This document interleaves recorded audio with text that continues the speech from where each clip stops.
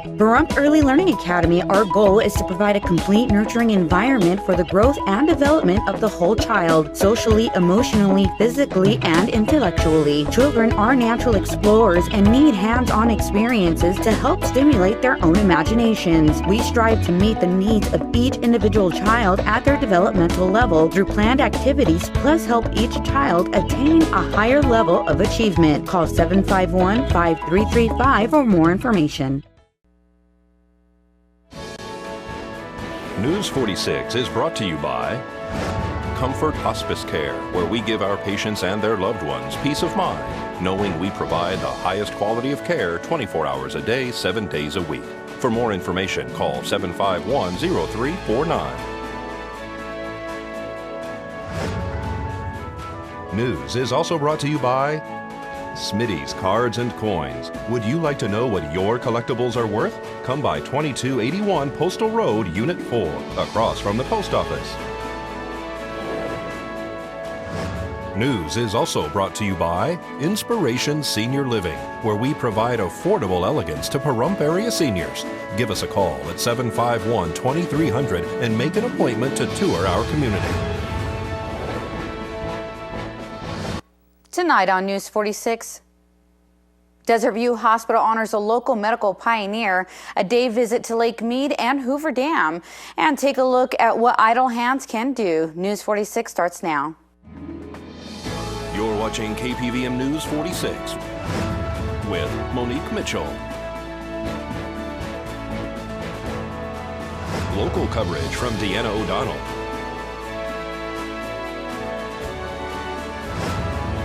News 46, local coverage you can count on. Good evening. It's Tuesday, May 6, 2014. I'm Monique Mitchell for News 46. Well, Dr. Dennis Campton was instrumental in ensuring that Pahrump have its own hospital and also bring a hospice here to Pahrump.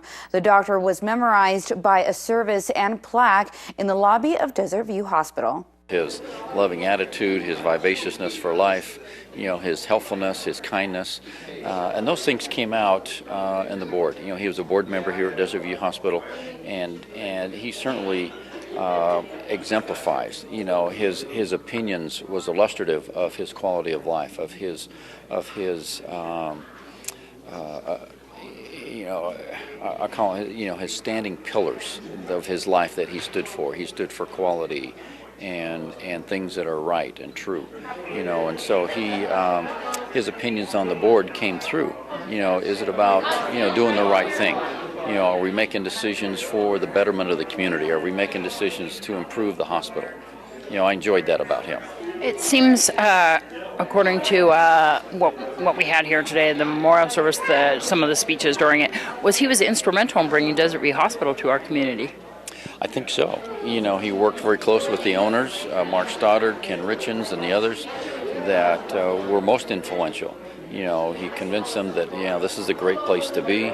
He influenced the weaving of making of the medical staff, a quality medical staff. He understood medicine, but he understood the business of medicine as well. He was a doctor here for a long time in Pahrump. That's my understanding, and again, I'm recent history. Those that have been here a long time, I think, I've heard the stories of just, what a great character he was, and a man of great character. You guys have put a plaque up here in the lobby of Desert View Hospital. Tell me what that means to you. Well, I think that, again, it talks about building on the solid reputation of individuals. It builds on the solid past that Desert View Hospital has had, and hopefully you get a chance to go over there and take a look at it. It talks about building on the memories. Let us not forget these great memories of such a great individual. And you held a little memorial here today for him with his family. It was great to see Helene and his sons and his daughters and to see the family members here. And the hospital feels very good that we can contribute to that memory for the family.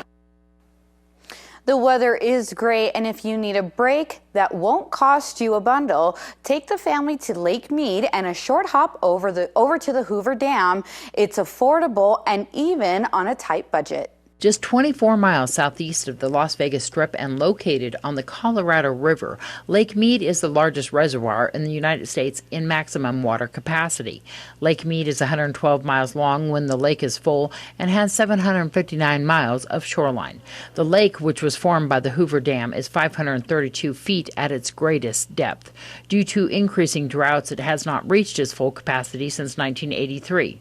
Lake Mead's water level has fallen below the drought level 3 times, dropping around 200 feet at its maximum. The lake has risen about 40 feet in recent years. Lake Mead draws a majority of its water from snowmelt in the Colorado, Wyoming, and Utah Rocky Mountains. Since 2000, the water level has been dropping at a fairly steady rate due to less than average snowfall. As a result, marinas, boat launch ramps have either moved to another part of the lake or have closed down completely. The lake was named after Elwood Mead, who was the commissioner of the U.S. Bureau of Reclamation from 1924 to 1936. The lake offers such things as fishing, boating, swimming, water skiing, camping, and hiking. Just a few minutes from Lake Mead is Hoover Dam, once known as Boulder Dam. It is a concrete arch gravity dam in the Black Canyon of the Colorado River on the border between Arizona and Nevada. It was constructed between 1931 and 1936. It was dedicated by Franklin Roosevelt. Its construction was a result of a massive effort involving thousands of workers and cost over 100 lives. The dam was named after President Herbert Hoover. The dam was built to control floods, provide irrigation water, and produce hydroelectric power. Hoover Dam and Lake Mead are located near Boulder City, Nevada, and generate power for public and private utilities in Nevada, Arizona, and California. Hoover Dam is a major tourist attraction. Nearly 1 million people tour the dam each year. Heavily traveled US 93 ran along the dam's crest until October of 2010, when the Hoover Dam bypass opened. To find out more, you can visit them on the web. This is Deanna O'Donnell for News 46. With gas entrance fee and bringing a packed lunch, the day trip with no extra cost, Deanna and the crew approximately spent $50 for all 5 people to go. And Monica Lewinsky is writing for the first time about her affair with President Bill Clinton. She says it's time to burn the bread and bury the blue dress. In the upcoming issue of Vanity Fair, the 40-year-old Lewinsky says that she deeply regrets what happened between herself and President Clinton. Lewinsky maintains the relationship in the 1990s was one between 2 consenting adults. And the Nye Community Coalition is holding a quarterly job fair this Friday at their location on the corner of West and Wilson Streets. We've switched the format for our monthly job fairs to quarterly now. So it actually comes up this Friday on May 9th from 9 to noon at the Nye Communities Coalition campus in our activity center, again from 9 to noon. And what's different about this one is that we're also adding veteran services. We did this back in November and really had a good turnout of employers, exhibitors relating to veteran services, and from the public. And now we've kind of cut back to doing these events quarterly, so they're not every month. So if you're looking for work, if you're a veteran, married to a veteran, family of a veteran, it's a great opportunity to come down and make sure that you're receiving the services that you're entitled to. And there are a lot of jobs open in Pahrump right now, so this is the greatest opportunity to find out what's going on and what's available right now.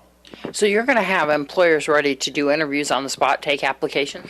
Yeah, you know, we've kind of changed the format a little bit. Last month we did a rapid response hiring event with 4 different employers, and that's exactly what they did, and that worked out really well. So if people attend on Friday, they should assume the person that they're talking to is a decision maker, so they should have copies of their resume, and they should be dressed to impress. It's time to leave the flip-flops and the shorts at home and come prepared for an interview, just in case you actually get one. How many employers are you going to have there on Friday? You know, we're still in the process of recruiting. The fact that we've cut down to quarterly instead of every month, I think our numbers are going to increase. And so if you're an employer and you would like to get involved in this, they can give you a call? Absolutely. They can just call Tim at the Coalition at 727-9970. That's 727-9970. We always have room, and there's no cost to participate. You also have some money available for training. That's right. So one of the things that people frequently forget about is that if you've been job searching for a long time and have been unsuccessful, or if the time has come for a change in direction for you, is that if it's from our approved provider list, which is actually pretty broad, we can assist or in some cases pay for retraining. A great example is we have a number of people right now earning their CDL, their truck driving certification. One of the reasons this particular program is exciting is there's almost 100% job placement through the school upon completion. And heading out to our first break, we have San Gennaro ticket giveaway to the first caller. We've got 4 VIP tickets right here and 2 VIP Carnival comp tickets, okay, to the first caller at 727-9400 extension 201. This is for the 5 p.m. broadcast only and for the first caller. Thank you.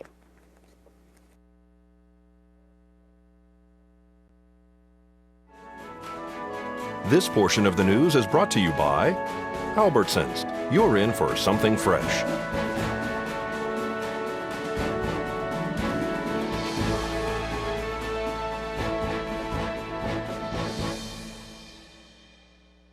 Welcome back to News 46. Well, we introduce you to Sheila Wynn. Sheila is a candidate for the position of Nye County Clerk. I've worked for the clerk's office for the last 10 years. I was chief deputy clerk for 7 years here in the Pahrump office. How's your campaign going? It's rocky. It's a lot more than I thought it was going to be, but I'm out there pounding the streets and letting people know who I am.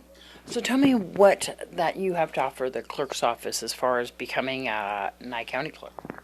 I think with my differences in and willingness to make changes is what's going to make the biggest difference. The clerk's office really doesn't have an education system where you can teach or learn.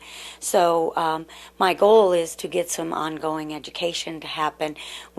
Being as I've worked there for 10 years, I was unable to even communicate with our other office in Tonopah as often as I'd like, let alone network with other clerks where you can gain and glean a lot of information from those departments. For the layman, what does the Nye County Clerk's office do?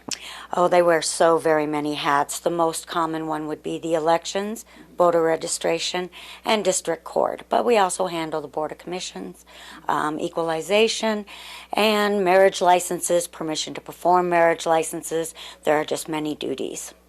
And so you're still working in the office right now at this point?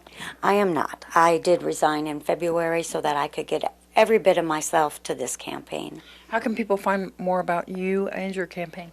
I do have a Facebook, Sheila Wynn for Nye County Clerk. I also have my cards out. My telephone number is 702-683-1211. That is my personal cell. They can call whenever they'd like. Do you have any upcoming events where you'll be at? On the 14th, I will be at the Senior Center at 10:30, 11 o'clock, as well as at Artesia at 4 o'clock that afternoon. Well, 53 motorcyclists died on Nevada roadways in 2013, surprising the previous year's number of fatalities by 39%. May of 2014 is Motorcycle Safety Month. Nevada crash data shows the most common factors involved in fatal crashes are speed, rider inexperience, and the presence of alcohol. Those most often involved in a crash are riders under 25 years of age and riders over the age of 50. We want to remind riders always wear a Department of Transportation compliant helmet, eye protection, gloves, riding jacket, and sturdy shoes or boots.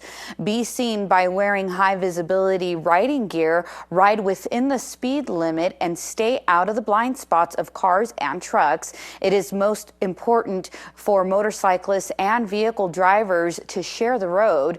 Motorists should give bikers an entire travel lane, keep 4 seconds behind a motorcyclist, and watch for riders, especially before turning left. Oh, folks, keep it here because we're going to have more news for you after this break. I'm Norma Jean with Realty Executives in Action. Do you have any real estate plans for 2014? Why not put your plans in the hands of an executive? It costs no more to have the very best. Put our experience to work for you. Today's news is brought to you in part by Dr. George Leeks, Pahrumps optometrist since 1990, offering full-spectrum eye care for children and adults. Call today, 727-8300. Welcome back to News 46. Well, is a wedding in your future plans? Noah Began brings us this Angie's List report regarding how to budget for your nuptials. The dress, cake, flowers, and invitations. When you add it all up, including the honeymoon, the average wedding costs almost $30,000. And today's Angie's List report, how to pull off your big day without breaking the bank. Brian Bloom and Jill Zook will walk down the aisle and say "I do" this November. I think I've been to enough weddings and seen enough of brides literally running around in their wedding dress, freaking out, directing traffic an hour before their wedding, and I didn't want that. So the couple enlisted the help of a wedding planner to sweat the small stuff and help them stay on budget. We've got a mortgage, we have student loans, so staying on budget is very important to us. And we've kind of had to get creative with how to do that, but we're making it work. While we want a nice wedding, we also want a nice life, so kind of just finding that middle ground. Wedding planners can cater to couples on all budgets in need of various services, most starting around $1,000.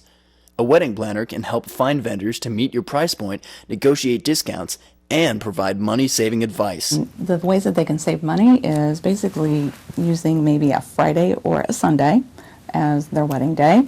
The venues typically charge less on those particular days. They can cut back on their guest list.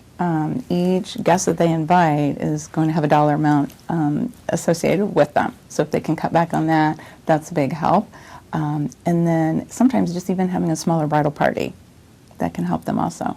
Because there are so many players involved when planning a wedding, Angie's List says you should never ignore the fine print when it comes to contracts. When planning a wedding, it can be a highly emotional process, so make sure you're reading all of your contracts start to finish so you understand how they're going to work.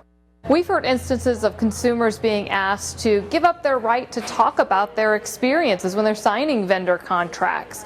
If you see a request like that in a contract, walk away from that vendor. It really calls into question how much you can trust them. You're trusting somebody with one of the biggest days of your life, and to know that we can trust her, it's a good feeling. If you or someone you know is planning a wedding, but you don't know where to start or what to focus on first, be sure to check out the Angie's List Wedding Checklist. I'm Noah Began for News 46. Thank you, Noah.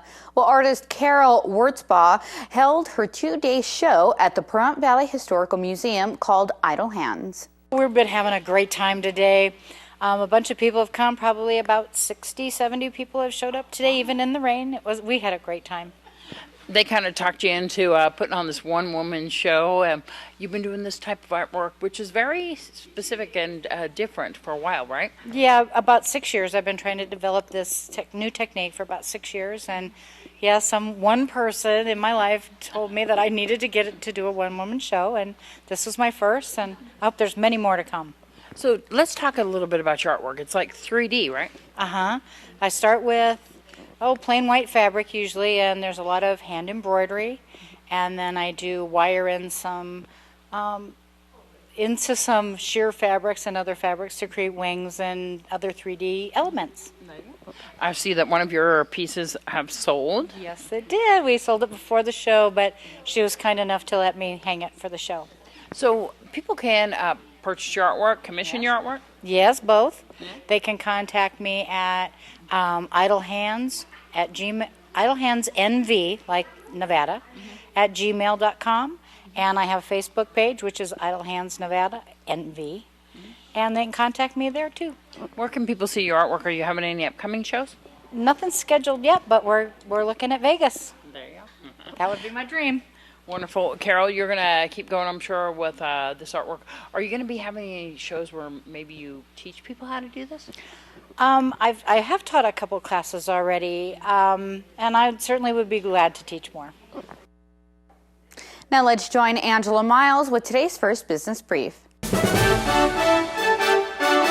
is the First Business Brief for Monday, May 5th. I'm Angela Miles. The highly anticipated Alibaba IPO could move closer to market this week. Recode reports the filing for the IPO may happen today or tomorrow. The Chinese internet stock could become the world's biggest initial public offering. One report suggests the IPO value could top $20 billion.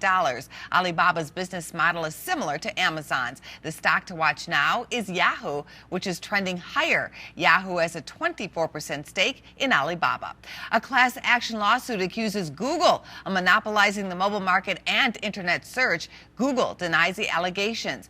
And despite a surge in hiring, small businesses still face hurdles. A recent survey by Allstate finds more than half of small businesses are looking forward to growth in the year ahead, but only 50% of those plan to add to staff. That's the First Business Brief. I'm Angela Miles. Well, folks, thank you to Stephanie. She is our winner of the San Gennaro tickets. Thank you, Stephanie, for watching. Well, folks, keep it here because we're going to have your weather with Noah Began right after these messages.